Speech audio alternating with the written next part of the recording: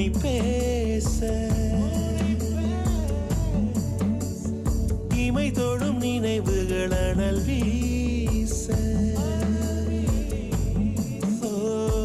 நினைச்சாலே செவப்பாகும் மருதாணி தோட்டம் நீ தலை வைத்து நான் தூங்கும் தலகாணி கூச்சம் நீ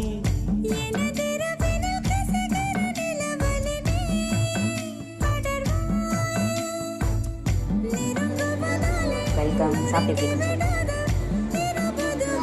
இனிப்பெல்லாம் கரெக்டாக இருக்கா? ஓகேவா உனக்கு? பிடிச்சிருக்கா?